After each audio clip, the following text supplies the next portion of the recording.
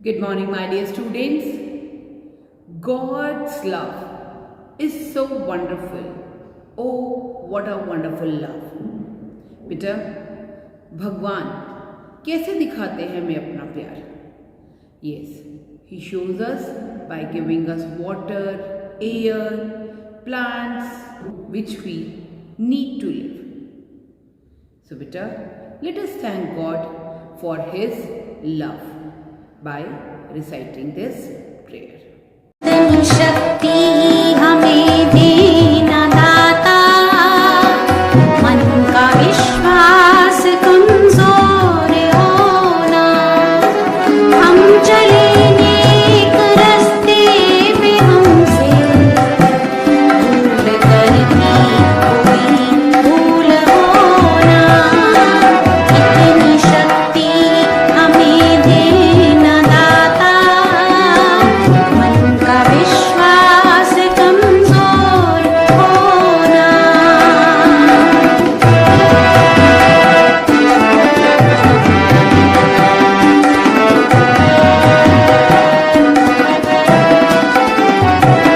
दूर अज्ञान के हो अंधेरे, तू हमें ज्ञान की रोशनी दे, हर बुराई से बच के रहे हम, जितनी भी दे भली जिंदगी दे, वैर होना किसी का किसी से, भावना मन में बदले की होना, हम चले नेक रास्ते में हमसे भूल करती कोई भूल होना, इतनी शक्ति हमें देना दाता, मन का विश्वास कमजोर होना।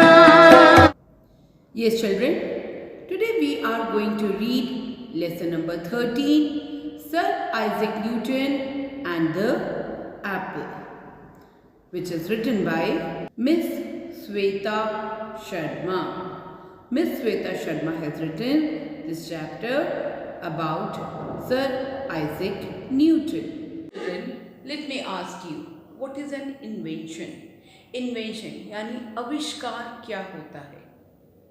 यस बेटा, इन्वेंशन मीन्स कि जब हम कोई चीज़ पहली बार किसी चीज़ को बनाते हैं लोगों के यूज़ के लिए, उनकी ज़रूरतों के लिए, that is called an invention. जो पहली बार किसी के मन में थॉट आता है, कोई आइडिया आता है, तो जैसे एडिसन के बारे में हमें पता है, what has he invented? Bulb. उससे पहले किसी के मन में ये थॉट नहीं आया कि हाँ जी, हम कुछ ऐसी चीज़ बनाएं, कुछ ऐसी चीज़ का आविष्कार करें जिससे लोगों को रोशनी मिले और लोग रात में भी काम कर सकें, राइट? तो अब इसी तरह से कुछ इन्वेंशंस होती हैं, जैसे कि this is an aeroplane. Everybody likes to fly in an aeroplane, but who invented this aeroplane? Wright brothers invented this aeroplane, right? So there are many inventions in this world, और ये नहीं है कि कुछ एक पर्टिकुलर कंट्री के लोगों ने इन्वेंट किया है, बहुत सारे, हर कंट्री में कोई ना कोई ऐसे थिंकर्स रहे हैं या कोई ना कोई ऐसे साइंटिस्ट रहे हैं, those who have invented some or the other thing. Here you have to write the inventions of some scientist. बहुत पॉपुलर इन्वेंशंस जो है साइंटिस्ट ने की हैं वो आपको लिखना है। जैसे just now I told you about the aeroplane, that who invented aeroplane? Wright brothers. Now who invented the car?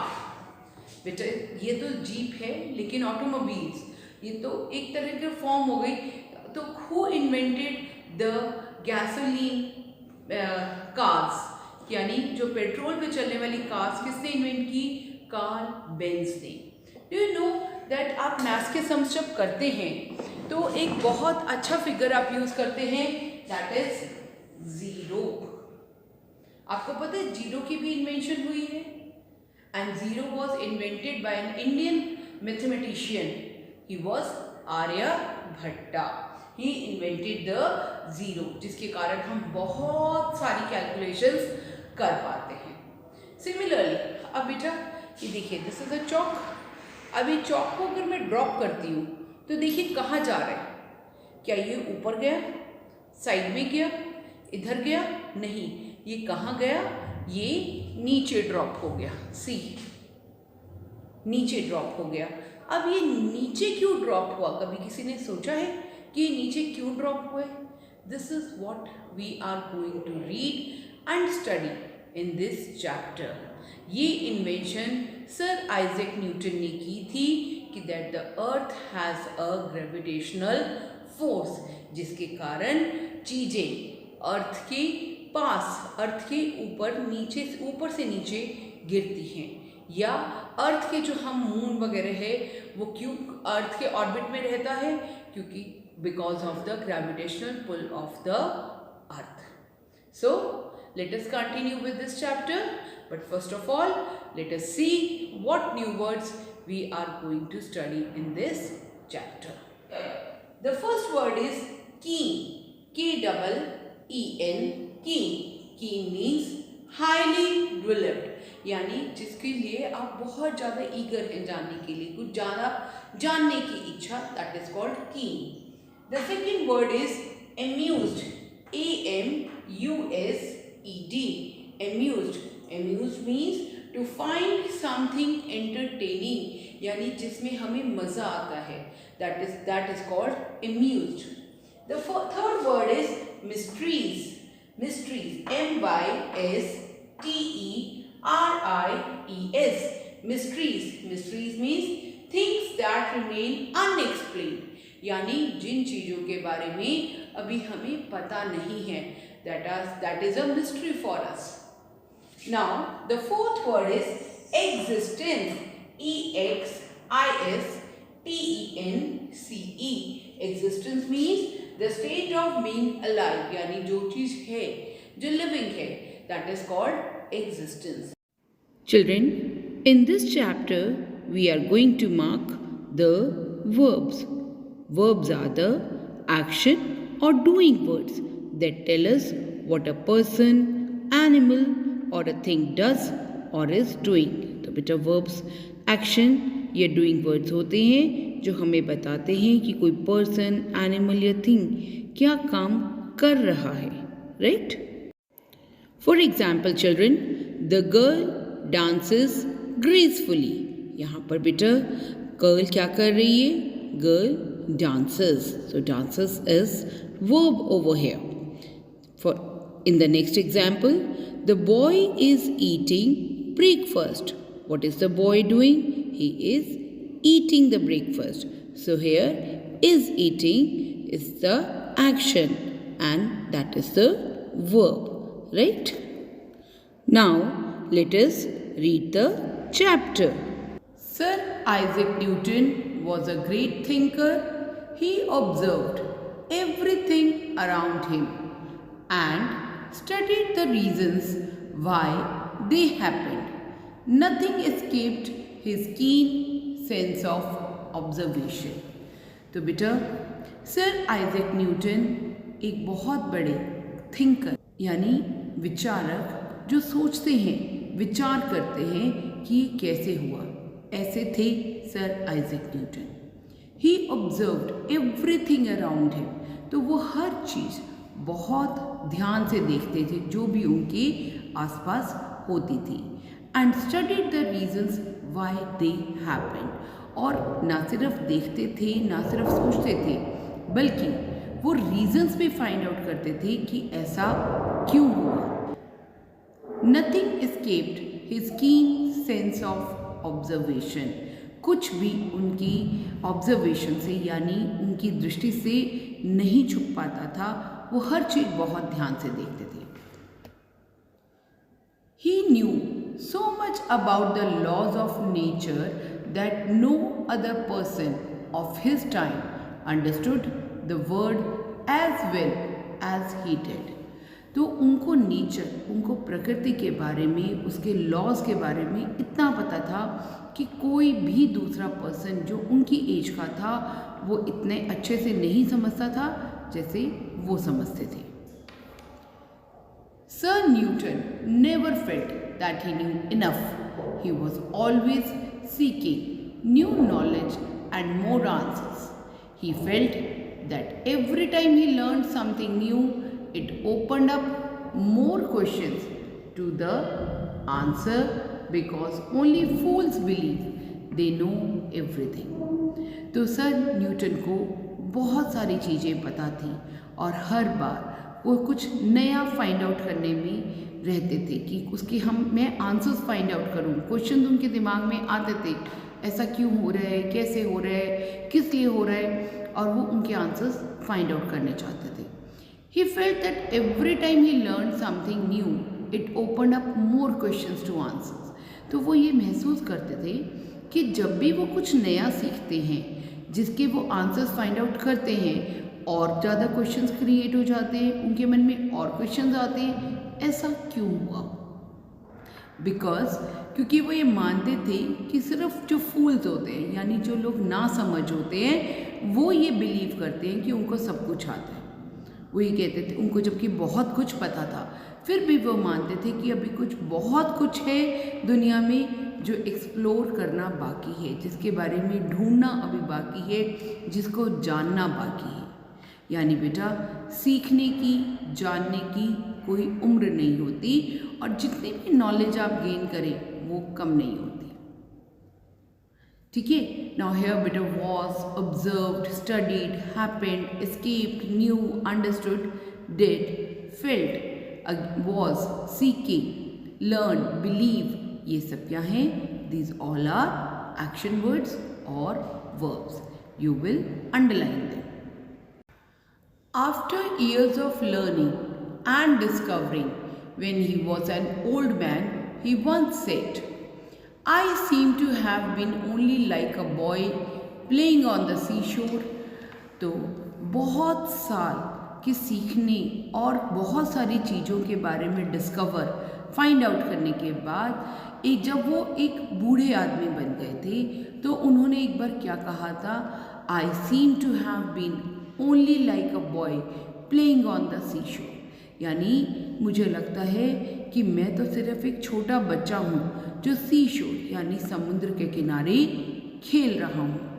I have amused my self by finding a smooth. Here children, learning, discovering, said, have been, like, playing, have amused, finding, these all are verbs.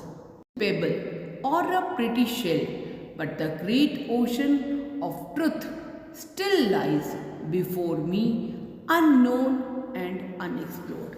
तो उन्होंने कहा कि मुझे ऐसा लगता है कि मैं एक छोटा बच्चा हूँ और सी शोर यानी समुद्र के किनारे हूँ, जहाँ मैं अपने आप को खुश देख रहा हूँ कि हाँ जी मैंने बहुत सारा काम कर लिया, लेकिन अभी तो मैंने सिर्फ एक पेबल यानी छोटा पत्थर लिया है या एक प्यारा सा शंख शेल लिया है और उसी में मैं खुश हो रहा हूँ. और लेकिन अभी तो ग्रेट ओशन ऑफ ट्रुथ यानी नॉलेज का समुद्र है जो अभी भी खोजना बाकी है. मेरे सामने समुद्र है नॉलेज का, यानी भंडार है मेरे सामने बहुत सारी चीज़ों का जो अभी तक हमें पता भी नहीं है और नेचर ने उसको बनाया है. One day in autumn, Sir Newton was sitting under an apple tree after dinner, observing and thinking as usual about the mysteries of the world. तो one day, एक दिन की बात है, autumn. autumn बेटा एक सीज़न होता है when trees shed their leaves. तो सर न्यूटन जो थे वो एक एप्पल ट्री के नीचे बैठे थे. देखिए आप पिक्चर में देख भी सकते हैं that this is an apple tree and here Sir Newton is sitting under it. तो वो डिनर करने के बाद एप्पल ट्री के नीचे बैठे थे and observing and thinking as usual. और वो ऐसे ही चीज़ों को ऑब्जर्व कर रहे थे, उनके बारे में सोच रहे थे और about the mysteries of the world. Mysteries क्या होती हैं? जो अनएक्सप्लोर्ड थिंग्स होती हैं, यानी जिनके बारे में हमें अभी तक कुछ नहीं पता है, वो मिस्ट्री है हमारे लिए. As he was drifting off in deep thought, a ripe apple fell from the tree and landed on his head. Was drifting of का मतलब कि जैसे वो सोच में गुम थे। अ राइप एप्पल यानी एक पका हुआ एप्पल पेड़ पर से ऊपर नीचे उनके सर पे गिरा। देखिए बेटा, यहाँ से एक एप्पल, देखिए बेटा, यहाँ से एक Apple, it fell on his head. It brought him out of his thoughts. Sir, और जब आपके कोई चोट लगती है तो आप एकदम से अपने थॉट्स या कोई भी काम कर रहे हो उससे बाहर आ जाते हो। तो सिमिलरली सर आइजैक न्यूटन भी जो सोच रहे थे उससे बाहर आए। Sir Newton turned his attention to the apple. तो सर न्यूटन की जो अटेंशन थी यानी सारा ध्यान था अब उस एप्पल की तरफ हो गया। तो उन्होंने क्या सोचा होगा? उन्होंने सोचा कि ये एप्पल क्यों गिरा, because he was a great thinker. वो तो हर चीज़ के लिए सोचते थे, ऐसा क्यों हुआ। नाउ हियर बेटा words like lies, was sitting, observing, thinking, was drifting, fell, brought, turned. These all are verbs and you will underline it. Better, rest of the chapter we will read in the next video lesson. Meanwhile, you will keep reading the chapter at home. Now children, let us do some writing practice. Children, today we are going to do page number 30 and 31 of cursive stroke book. Today we are going to write the story of Sindbad the sailor. He sailed all round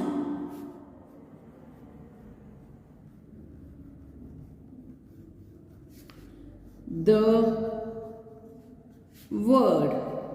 Let us see, touch the lines and then write. The next story is about the Pied Piper.